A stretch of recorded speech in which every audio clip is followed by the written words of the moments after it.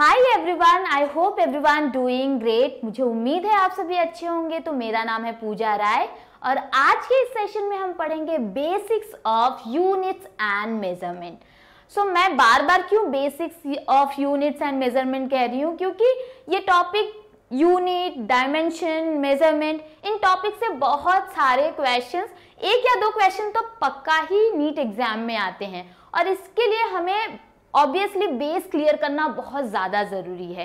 तो ये सेशन बहुत ज़्यादा बेसिक्स होने वाला है। अगर आपको यूनिट के बारे में नहीं पता है, फंडामेंटल यूनिट के बारे में नहीं पता है, या फिर आपको सिस्टम ऑफ यूनिट्स नहीं पता है, तो डेफिनेटली आज के सेशन के बाद आप एटलीस्ट आइडेंटिफाई कर पाओगे कि कितने टाइप के सिस्टम्स हैं, कितने टाइप के फंडामेंटल यूनिट्स हैं, right. So without any further delay let's begin our session. तो जब हम बात करते हैं यूनिट्स एंड मेजरमेंट की, सबसे पहले बात क्या आती है? सबसे पहले बात आती है कि फंडामेंटल क्वांटिटीज। ठीक है, फंडामेंटल क्वांटिटीज। अब देखो, फंडामेंटल राइट्स के बारे में तो आपने सुना ही होगा कि फंडामेंटल राइट्स क्या क्या है। वैसे फंडामेंटल राइट्स क्या क्या है, इसके बारे में आप जरूर कमेंट करना कि इंसान का फंडामेंटल राइट्स क्या है, कमेंट में जरूर बताना। ठीक है, फिलहाल के लिए यहाँ पे पढ़ते हैं कि फंडामेंटल क्वांटिटीज। ठीक है, सो अब हमारे पास 7 फंडामेंटल क्वांटिटीज हैं। ठीक है, length, mass, time, electric current, temperature, amount of substance and luminosity. Okay, so these are fundamental quantities. ठीक है, ये फंडामेंटल क्वांटिटीज तो हैं, these are fundamental quantities, but इन्हें फंडामेंटल क्वांटिटीज क्यों कहा जाता है? क्योंकि ये क्वांटिटी कभी भी किसी दूसरे क्वांटिटी पे निर्भर नहीं होती, डिपेंडेंट नहीं होती। तो fundamental quantities are independent of other quantities. कोई भी क्वांटिटी आ जाए, ये किसी पे भी डिपेंडेंट नहीं होती हैं। ठीक है, तो ये क्या होता है? Fundamental quantities. और उसके एग्जाम्पल्स तो आप लोग देख ही सकते हो यहाँ पे। पहला एग्जाम्पल है length, mass, time, electric current, temperature, amount of substance, luminosity. Okay, इन सब के बारे में आपने टिल 10th स्टैंडर्ड तक बहुत अच्छे से पढ़ा होगा, इनके यूनिट्स भी पढ़ा होगा, बट अभी तक आपको ये नहीं पता होगा कि ये फंडामेंटल है या फिर डिराइव यूनिट है। बहुत सारे बच्चों को बहुत कंफ्यूजन होती है कि डिराइव यूनिट क्या होता है, फंडामेंटल यूनिट क्या होता है। तो आज देख लो कि ये होते हैं फंडामेंटल यूनिट्स। ओके, तो 7 फंडामेंटल यूनिट्स हैं। ठीक है, 7 फंडामेंटल क्वांटिटीज हैं। और फंडामेंटल क्वांटिटीज क्या होता है? जो क्वांटिटी किसी भी क्वांटिटी पे डिपेंडेंट ना हो। तो इसका सिंपल सा एग्जांपल आप ले सकते हो रियल लाइफ में, कि जैसे आप हो, आप अपने नीट क्रैक के लिए अपना खुद का नोट्स प्रिपेयर करना चाहते हो। आपका खुद का नोट्स आप डेली बेसिस पे बनाते हो, ना कि आप टॉपर के नोट्स पे डिपेंडेंट रहते हो, राइट। तो आप किसी पे डिपेंडेंट नहीं हो, आप अपने नीट क्रैक करने की जिम्मेदारी आप अपने हाथ में लेते हो, राइट। तो आप किसी पे डिपेंडेंट नहीं हो, तो आपके पास फंडामेंटल राइट है नीट क्रैक करने का, right. Okay, so by the way, जैसे जैसे सेशन चलता जा रहा है, आप प्लीज नोट करते जाइए और अपना खुद का नोट्स बना लीजिए। टॉपर्स के नोट पे डिपेंडेंट मत रहिए, एटलीस्ट शॉर्ट नोट्स तो बनाते जाइए ताकि आपको पता चले। ठीक है, सो फंडामेंटल क्वांटिटीज हमने पढ़ लिया, length, mass, time, electric current, temperature, amount of substance and luminosity. Okay, so इसके बाद बस एक चीज याद रखना, the quantity which does not depends on any other quantity, right. चलो आगे बढ़ते हैं। अब यहाँ आगे बढ़ गए, अब बात आई, अब फंडामेंटल पढ़ लिया तो डेराइव क्वांटिटी। अब बहुत सारे ऐसे बच्चे हैं जिन्हें कोई मतलब नहीं है उनके खुद की नोट से, उन्हें तो पढ़ना है टॉपर के नोट से ही, उन्हें तो पढ़ना है कोचिंग के मॉड्यूल से ही, राइट। तो क्या है? डिपेंडेंट है। वो कैसे क्वांटिटी है? वो डिपेंडेंट क्वांटिटी है। सो जो quantity depends on other quantity, कोई भी क्वांटिटी किसी अदर क्वांटिटी पे डिपेंड है, तो कैसी क्वांटिटी है? Derive quantity. ओके, अब उसका एग्जाम्पल एक या दो नहीं, बहुत सारे हैं। फिलहाल के लिए कुछ एग्जाम्पल्स हमने यहाँ पे लिए हैं, जैसे फोर्स हो गया, वेलोसिटी हो गई, एक्सेलरेशन हो गया, वर्क डन होगा। अब आप पूछोगे कि मैम कैसे डिपेंडेंट हैं? डिपेंडेंट कैसे हैं? एक रियल लाइफ एग्जाम्पल तो आपने ले लिया कि कोई एक पर्टिकुलर बंदा है या फिर एक पर्टिकुलर स्टूडेंट है जो नीट क्रैक करने के तो सपने देख रहा है, बट खुद नहीं कुछ कर रहा है, दूसरों पे डिपेंडेंट है कि जब तक वो शुरू ना करे तब तक हम नहीं शुरू करने वाले हैं, ठीक है, जब तक वो नोट्स ना बना के दे तब तक मैं नहीं पढ़ने वाला हूं। तो फिलहाल हियर फोर्स भी क्या है, फोर्स क्या है, F equals to mass into acceleration. अब फोर्स की खुद की एक आइडेंटिटी नहीं है, इन दोनों की आइडेंटिटी की वजह से फोर्स बन रहा है। तो फोर्स क्या हो रहा है, मास इनटू एक्सेलरेशन, मास और एक्सेलरेशन पे डिपेंडेंट है, दो अदर क्वांटिटी पे डिपेंडेंट है, राइट। इसीलिए कहते हैं कि फोर्स क्या है, डिराइव क्वांटिटी। इसका क्वांटिटी कहां से बन के आया है, दूसरों के क्वांटिटी से बन के आया है। I hope you understood, right. तो मुझे नहीं लगता कि अभी तक किसी को भी कोई दिक्कत हुई होगी डिराइव क्वांटिटीज में एंड फंडामेंटल क्वांटिटीज में, राइट। चलो आगे बढ़े फिर। अब यहाँ पे कुछ बेस यूनिट हैं। बेस यूनिट, अभी तक यूनिट आपने पढ़ा है, बट किसी ने पूछ लिया भाई बेस यूनिट क्या है, आपकी सिट्टी पुट्टी गुल हो जाती है, राइट। तो अब यहाँ पर देख लो कि बेस यूनिट, आपका बेस क्या है, आप नीट क्रैक करने के लिए आए हो तो आपका बेस क्या है, आप फिजिक्स केमिस्ट्री बायोलॉजी में बहुत अच्छे पढ़ने में हो, साइंस लिया है, वही तो बेस है ना आपका। तो यहाँ पे देखो for base unit of length, mass and time. अब हमारे पास तीन सिस्टम है, ठीक है, सिस्टम ऑफ यूनिट, तीन सिस्टम है। पहला सिस्टम है MKS सिस्टम, जो हम यूज करते हैं, इंडियंस हम यूज करते हैं। देखो लेंथ को हम मीटर में मेजर करते हैं, किसी भी पर्टिकुलर मास को, पर्टिकुलर मास को हम किलोग्राम में बोलते हैं ना, 1 kg राइस लेके आओ, 1 kg जैगरी लेके आओ, ठीक है, तो हम किलोग्राम में करते हैं। टाइम को हम सेकंड्स में मेजर करते हैं। एंड बहुत सारी ऐसी मतलब टाइम की यूनिट्स हैं जिसको हम आवर्स में, मिनट में भी करते हैं, आगे वो भी आप देखोगे। फिलहाल के लिए जो बेस यूनिट है यही तीन एकदम स्मॉलेस्ट हैं, एकदम नहीं, इसके पीछे भी हैं, बट फिलहाल के लिए ये है, ठीक है। तो ये MKS हम यूज करते हैं, राइट। CGS भी कहीं ना कहीं हम यूज करते हैं, CGS सिस्टम, सेंटीमीटर, ग्राम, सेकेंड, राइट। अब बात आ रही है FPS की। ये थोड़ा हमारे बस की बात नहीं होती है, हम बहुत कम ही यूज करते हैं, कुछ हाई फाई क्लास वाले लोग ही होते हैं जो बोलते हैं 1 पाउंड, 2 पाउंड, 3 पाउंड और 4 पाउंड, राइट। बट हम हैं जो हम इसी से काम चला लेते हैं, MKS एंड CGS से, सेंटीमीटर, मीटर, ग्राम, किलोग्राम, सेकेंड, राइट। एक बात कॉमन है MKS एंड CGS में, टाइम को हम सेकेंड्स में ही करते हैं, राइट। अब यहाँ पे देखो FPS को क्या करते हैं, लेंथ को फुट में मापा जाता है, मेजर किया जाता है, और मास को पाउंड्स में। आपने कुछ इंग्लिश मूवीज या इंग्लिश सीरीज या फिर कोई आते जाते ऐड भी देखी होगी ना इंग्लिश वालों की, वो बोलते हैं ना कि 1 pound chicken, 2 pound chicken, 3 pound chicken and something, खुद के मास को भी या खुद की किसी भी चीज को पाउंड में करते हैं। तो बेसिकली हम तो यूज नहीं करते, बट हमें पता है कि क्या होता है, ठीक है। एंड टाइम को अगेन सेकेंड में ही। तो ये 3 बेस यूनिट सिस्टम है, MKS, CGS एंड FPS, ठीक है। तो MKS, CGS एंड FPS में आप मास, लेंथ एंड टाइम का यूनिट्स, बेस यूनिट आप डिफाइन करते हो, ठीक है। तो आई होप सभी को पता चल गया होगा कि MKS में क्या है, CGS में क्या है एंड FPS में क्या है। बहुत ज्यादा बेसिक है, आई अंडरस्टैंड कि आप सभी को कहीं ना कहीं पता भी होगा, बट थोड़ा सा रिवीजन हो जाए, जिनको नहीं पता है वो शुरुआत, जिन्होंने अभी 0 से शुरुआत करी है, कम से कम उनका बेस क्लियर हो जाए, ठीक है। चलो आगे बढ़ते हैं। अब यहां देखो, अब यहां पे हम आगे बढ़ेंगे ना, तो अब SI यूनिट, ठीक है, system international unit, SI unit पढ़ते आए हैं, इसका फुल फॉर्म है system international, system international, okay. अब फंडामेंटल यूनिट्स के कौन से SI यूनिट्स हैं ये हम देखते हैं।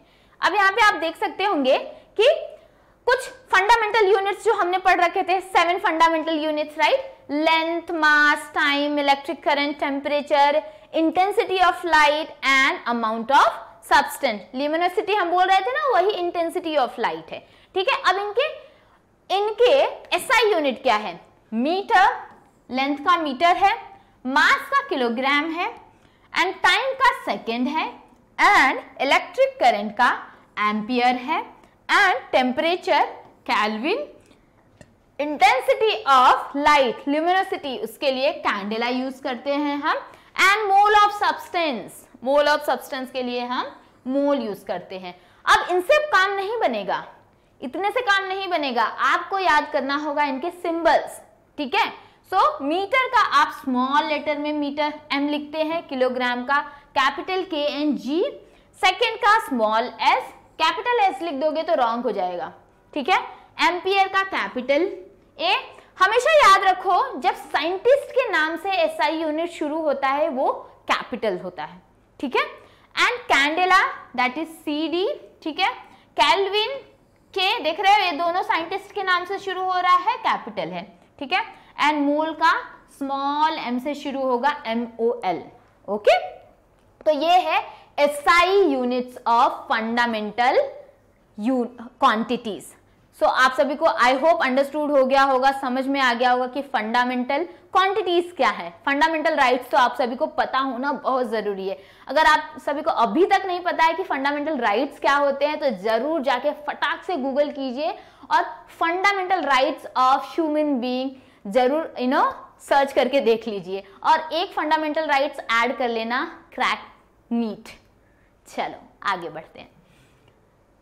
अब यहाँ पे SI unit of derive quantity, अब फंडामेंटल डेराइव से शुरू किया है तो फंडामेंटल का SI पढ़ लिया, तो डेराइव का भी तो पढ़ना होगा, right. So let's begin here. अब सप्लीमेंट्री या फिर डेराइव, आप ना इससे कंफ्यूज मत होना कि सप्लीमेंट्री यूनिट क्वांटिटीज बोल दिया है, ठीक है, या फिर डेराइव यूनिट्स बोल दिया है, ठीक है, तो दोनों सेम ही चीज है, ठीक है। अब देखो क्वांटिटीज जो है, डेंसिटी, मास पर वॉल्यूम, डेंसिटी हम देखते हैं ना, डेंसिटी मास पर वॉल्यूम, तो अब मास का क्या होगा, kg, ठीक है, एंड वॉल्यूम का क्या होगा, मीटर क्यूब, ठीक है। सो क्या हो जाएगा SI यूनिट, kg पर मीटर क्यूब, राइट। फोर्स का न्यूटन, ठीक है, फोर्स का मास इनटू एक्सेलरेशन, और इसको जब कंबाइन करेंगे तो एक हमारे पास जनरलाइज यूनिट है न्यूटन, ठीक है। वेलोसिटी मीटर पर second, area centimetre square, temperature के लिए केल्विन, ओके। अब देखो बात आ रही है कुछ ऐसे क्वांटिटीज की, plane angle and solid angle. सबसे पहले तो आपको बता दूं कि प्लेन एंगल क्या होता है। तो देखो जैसे अब ऐसे ये जो एंगल है ना, this is this angle, so plane angle. अब देखो, या फिर आपने इस तरीके से कर लिया है, सो यहाँ पे जो एंगल क्रिएट हो रहा है ये एंगल को हम क्या कहते हैं, solid angle, okay, solid angle. तो प्लेन एंगल को हम रेडियन में, उसके यूनिट्स का नाम है रेडियन, एंड सिंबल है उसका रेड, एंड सॉलिड एंगल को स्टेरेडियन, एंड उसका सिंबल है SR, small SR। So I hope सभी को समझ में आ गया होगा कि सप्लीमेंट्री यूनिट्स कैसे हैं SI यूनिट्स में या फिर डेराइव यूनिट्स, ओके। तो आई होप सभी को समझ गया होगा। चलो आगे बढ़ते हैं। कोई कंफ्यूजन होगी, कोई डाउट्स होगा, डेफिनेटली आप कमेंट बॉक्स में जाके अपने क्वेरीज को लिख सकते हो। हम जरूर से जरूर आपकी क्वेरीज को सॉल्व करने की कोशिश करेंगे, ठीक है। एंड हाँ, इस सेशन के बाद टेलीग्राम लिंक आपको डिस्क्रिप्शन बॉक्स में मिल जाएगा। वहाँ पे हम डेली अपडेट्स, नीट से related short notes, mind map, quizzes post करते रहते हैं। तो आप ज़रूर जाके वहाँ पे भी एक बार टेलीग्राम पे भी चेकआउट कर लीजिए कि एग्जैक्टली क्या अपडेट्स आ रहे हैं नीट के। बाय द वे हम कम्युनिटी पे PYQs पोस्ट करते रहते हैं। मैं बेसिकली जो भी PYQs आते रहते हैं, प्रीवियस ईयर क्वेश्चंस, मैं डेली 1 क्वेश्चन पोस्ट करती हूँ। तो just try to go there and answer of it. अगर आपको अभी भी बहुत दिलचस्पी है PYQ सॉल्व करने की, तो डेफिनेटली एक बार चैनल पे जाके कम्युनिटी पे ज़रूर जाना, ठीक है। चलो आगे बढ़ते हैं। अब डायमेंशंस पे बात आ गई। यूनिट्स हमने पढ़ लिया है, SI यूनिट्स हमने पढ़ लिया, बेस यूनिट हमने पढ़ लिया, फंडामेंटल यूनिट्स हमने पढ़ लिया, डेराइव यूनिट्स हमने पढ़ लिया, राइट। अब बात करते हैं डायमेंशन। और एक बात मैं आपको बता दूं कि डायमेंशन बहुत ज्यादा इंपॉर्टेंट है, अभी से लिख लो। अगर आप बहुत ज्यादा हल्के में ले रहे हो कि भाई बहुत ज्यादा मतलब क्या ही है डायमेंशन में, वैसे तो कुछ नहीं है डायमेंशन में, बट डायमेंशन से पक्का से नीट में क्वेश्चन आता है, तो बिल्कुल दिमाग में ये मत लेके चलिए कि ये बहुत हल्का है, इसको तो साइड में रख दे। तो डायमेंशन पढ़ना बहुत जरूरी है। आज हम शुरुआत करेंगे बेस, डायमेंशन का बेस, ठीक है। अब देखो, अब डायमेंशन कैसे होता है, डायमेंशन होता क्या है? Dimension basically the dimension of a physical quantities are the powers to which the fundamental unit must be raised in order to get unit of derived quantities. Okay अब डायमेंशन ये कहते हैं ना, कोई भी क्वांटिटी हो जाए, चाहे किसी में भी आप कन्वर्ट कर दो। जैसे कि आप लेट्स से कि 1 मीटर लिखते हो इक्वल्स टू 100 सेंटीमीटर लिखते हो, तो दोनों को क्या है, दोनों सेम ही है, इसके डायमेंशन सेम ही रहने वाले हैं, ठीक है। तो अब चलो यहाँ पे देखते हैं। सो फंडामेंटल क्वांटिटी मास m है, इसका डायमेंशन का सिंबल क्या होगा, m, ठीक है। और इसको आप ऐसे ब्रैकेट में, क्लोज ब्रैकेट्स में रखोगे हमेशा से, ठीक है। लेंथ को आप l इसमें रखोगे, ठीक है। टाइम को, जो भी सिंबल है बस आपको क्या करना है, क्लोज ब्रैकेट में डालना है। करंट को आप a क्लोज ब्रैकेट में, टेम्परेचर को आप रखोगे केल्विन में, ठीक है। एंड अमाउंट ऑफ सब्सटेंस को आप रखोगे मोल, फुल मोल लिखोगे, ठीक है। ल्यूमिनस इंटेंसिटी को आपने रखना है candela, that mean CD close bracket में। सो बेसिकली डायमेंशन, यहाँ पे डायमेंशन का पहला स्टेप क्या है, आपको पता होना चाहिए यूनिट्स, और यूनिट्स को ही आप क्या करोगे, क्लोज ब्रैकेट में रखोगे, ठीक है। और डायमेंशन कभी भी किसी भी क्वांटिटी का, चाहे किसी भी कन्वर्ट कर दो, किसी भी मतलब किसी भी यूनिट्स में डाल दो, वो सेम ही रहता है, ठीक है। चलो अब आगे बढ़े यहां पे। ओके ठीक है जी। अब देखो पहला एप्लीकेशन 1 क्या है, जैसे कन्वर्जन करना है, हम कन्वर्ट करते हैं ना metre to centimetre, centimetre to metre, right. तो अब इसमें एप्लीकेशन 1 में तो conversion of quantity from one system of unit to another system, किसी भी सिस्टम यूनिट से आप कन्वर्ट कर दो, चाहे आप MKS से FPS में कर दो, FPS से CGS में कर दो, डायमेंशन वही का वही रहने वाला है, dimension will be the constant, ठीक है। अब देखो, अब जैसे मैंने लिया था ना 1 मीटर, ओके, 100 सेंटीमीटर, ठीक है। अब देखो, अब मान लो कि जो Q है ये क्या है, क्वांटिटी है, ठीक है, एंड N क्या है, उसका मैग्नीट्यूड है, एंड U क्या है, उसका डायमेंशन है। तो ये क्या है, ये ले लो N1 U1, ठीक है, और ये N2 एंड U2, ठीक है। अब आपने क्या करना है, दोनों को कंपेयर करो, दोनों को आपने कंपेयर करना है, जहां पे यहाँ पे कंपेयर हो रहा है। अब देखो N1 से U1 का देखो, U1 जो है, U है अपना, उसका MLT, 3 ही तो डायमेंशन है, MLT, और उसको बेस ले लीजिए, आई मीन उसको पावर ले लीजिए ABC, ठीक है, M1 L1 T1, ठीक है। एंड N2 को एज इट इज रखिए, U2 का M2 L2 T2 ABC, okay. अब आपने क्या करना है, फाइंड आउट करना है N2 को सब्जेक्ट मान लीजिए, N1 की वैल्यू फाइंड कीजिए, ठीक है। तो N1 का क्या हो जाएगा, basically M1 divided by M2, दोनों का पावर A है, so whole bracket power A, okay, L1 by L2 B and T1 by T2 C। तो ये हो गया अपना N2, ठीक है। सो इस तरीके से ही आपको क्या करना है, दिस इज द एप्लीकेशन 1, ठीक है। और डायमेंशन की सबसे, हम डायमेंशन क्यों पढ़ते हैं, डायमेंशन क्यों पढ़ते हैं, क्योंकि डायमेंशन से ही डायमेंशन कांस्टेंट रहने वाला है, ठीक है। और डायमेंशन कभी भी चेंज नहीं होगा, और डायमेंशन से बहुत सारे क्वेश्चन भी आते हैं नीट एग्जाम में, राइट। सो ये एप्लीकेशन 1 हमने पढ़ लिया। चलो अब आगे हम बढ़े, यहां पे हम बढ़ जाते हैं। अब देखो एप्लीकेशन 2 में, देखो एप्लीकेशन 2 में हम एग्जाम्पल लेके पढ़ते हैं कि होता क्या है, ठीक है। Let us find out the period of pendulum. आपको ये तो पता चल गया N1 U1 N2 U2, right. Find कैसे करना है, इक्वेशंस को बैलेंस कैसे करना है, और हमें हमेशा से डायमेंशन निकालना है MLT में, ठीक है। समटाइम एक्स्ट्रा भी आता है, जैसे कुछ अदर क्वांटिटीज बोल देते हैं, ठीक है, तो उसमें हम क्वेश्चंस भी करेंगे, डोंट वरी। तो अब टाइम पीरियड देखो, यहाँ पे टाइम पीरियड जो इसको हम सिंबलाइज करते हैं टी से, राइट। आई होप सभी को इतना तो समझ में आ रहा है कि टाइम पीरियड क्या है। Time period of pendulum, pendulum time period of pendulum, ठीक है, कि कंप्लीट वन वाइब्रेशन कब हो रहा है, वो टाइम पीरियड, ठीक है, वो डिपेंड करता है mgl, ठीक है, mgl पे। अब ये प्रोपोर्शनैलिटी का साइन है, जैसे ही मैं प्रोपोर्शनैलिटी हटाती हूँ we will be getting one proportionality constant, वो हमारा k है, और वो क्या है, डायमेंशन लेस है, तो उसकी बात ही नहीं करते हैं। तो k क्या है, डायमेंशन लेस कांस्टेंट है, तो उसकी बात ही नहीं करते हैं। अब t क्या है, ml, ml, m का पावर 0, m तो है नहीं, मास इसमें है नहीं, लेंथ है नहीं 0, t है तो t रेज टू 1, ठीक है। नाउ अब देखो यहाँ पे m 1 है क्योंकि m है, l और t तो है ही नहीं है, ठीक है। अब यहाँ पे देखो g जो है l t raise to -2, l by g क्या है, g क्या है, l by T square, okay. So that's why हमने लिखा कि l t raise to -2, okay, and b power and l का एज इट इज, ठीक है।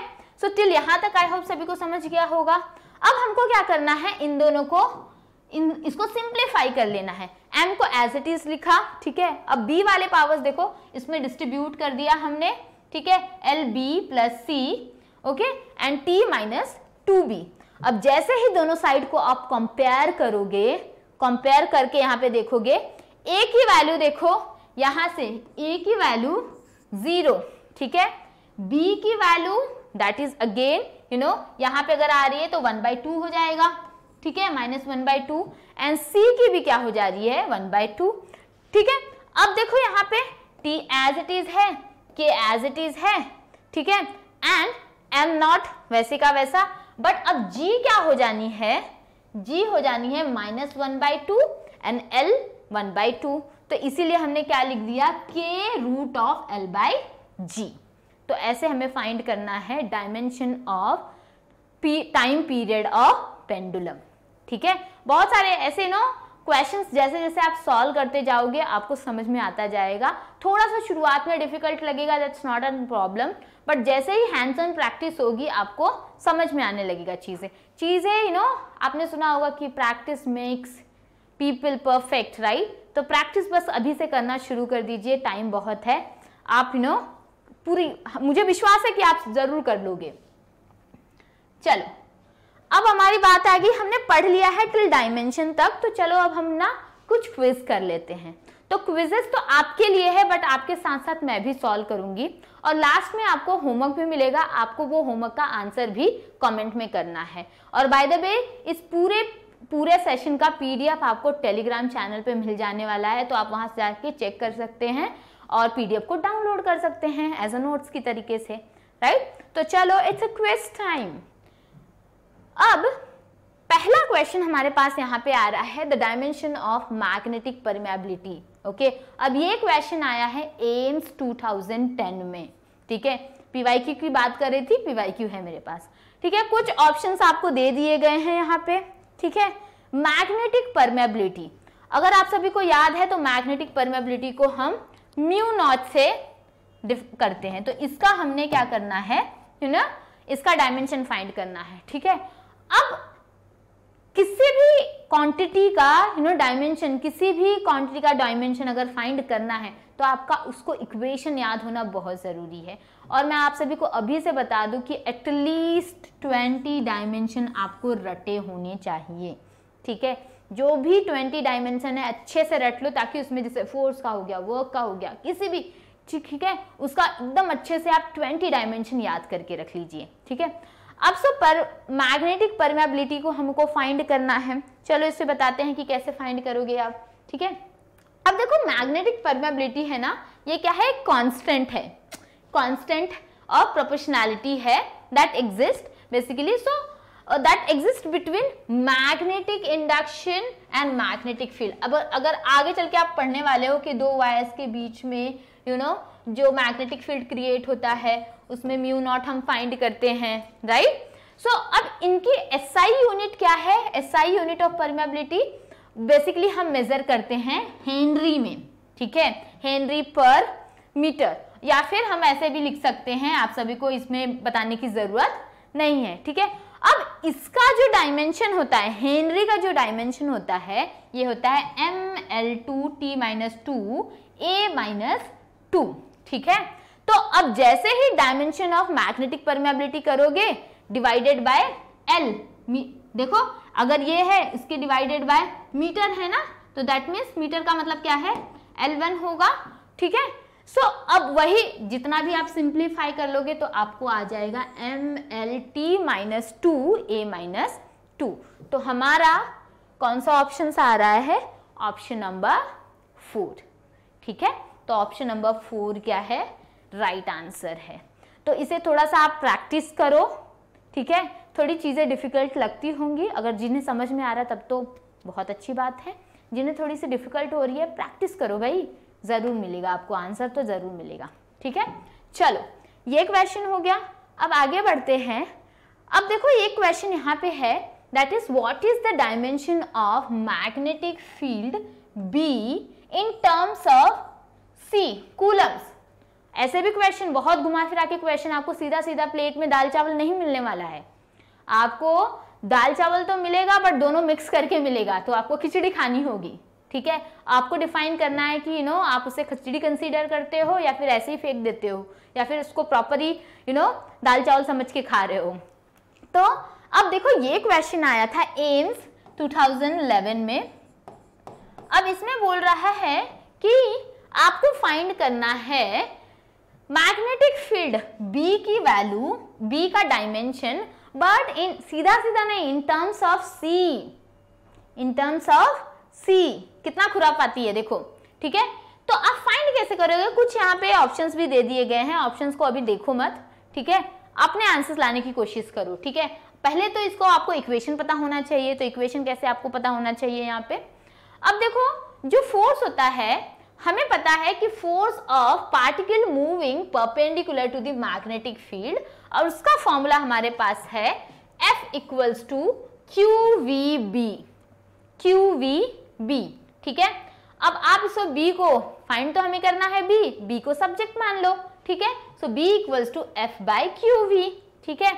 अब जो हमारा डायमेंशन ऑफ F क्या है अपना, मास इनटू एक्सेलरेशन, इसका डायमेंशन आपको बिल्कुल रटा होना चाहिए, दैट इज m1L1T-2, ठीक है।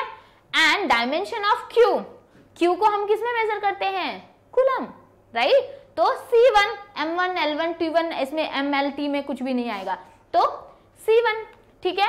एंड डायमेंशन ऑफ V, तो अब V क्या है यहाँ पे, L1T-1, राइट, L1T-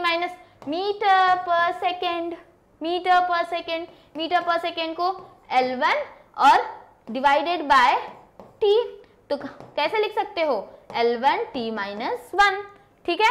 अब तीनों को इस इक्वेशन में आपने डालना है, ठीक है। जैसे ही आप इस इक्वेशन में डालोगे और सिंप्लीफाइड करोगे, चलो कर लेते हैं, सिंप्लीफाइड करोगे तो अब देखो यहाँ पे F equals to m1L1T-2 divided by Q को C1, ठीक है, C1 एंड L1T-1, ठीक है। इसको सिंप्लीफाइड करोगे तो आपका आंसर आ जाएगा ये m1L0T-1 C-1। तो चेक कर लेते हैं भाई कौन सा अपना ऑप्शन है, ठीक है। चलो जी, ऑप्शन अपना है यहाँ पे B, ठीक है।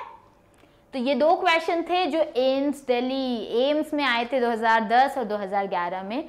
अब जो लास्ट वाला क्वेश्चन है ये आप सभी को मिलने वाला है as a complimentary, as a homework. तो इसका आंसर आपने खुद फाइंड करना है एंड कमेंट करना है कि आपने आंसर कहाँ से मिला, या फिर डिटेल में आंसर बिल्कुल कर सकते हो, या फिर सिंपली उसका A, B, C या D करके भी आंसर कर सकते हो। तो ये आपके लिए होमवर्क है, अभी से आपको बता दूं, ये आप सभी के लिए होमवर्क है, ठीक है। तो आज के सेशन में जल्दी से हम क्विकली रिवाइज कर लेते हैं कि हमने पढ़ा क्या, हमने शुरुआत कहाँ से की।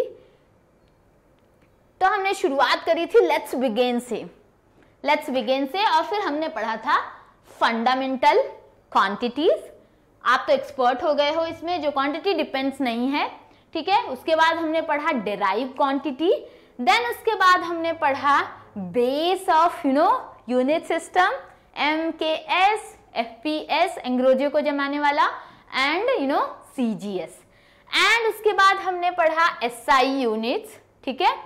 देन उसके बाद हमने पढ़ा डायमेंशन, जो कि बहुत ज्यादा इंपॉर्टेंट है as a point of NEET, या फिर बोर्ड की प्रिपरेशन कर रहे हो, नीट की प्रिपरेशन कर रहे हो, ये सारी चीजें आपको बहुत अच्छे से पता होना बहुत जरूरी है, ठीक है।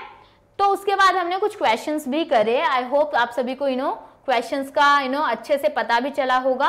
तो आपको फाइनली होमवर्क मिल गया,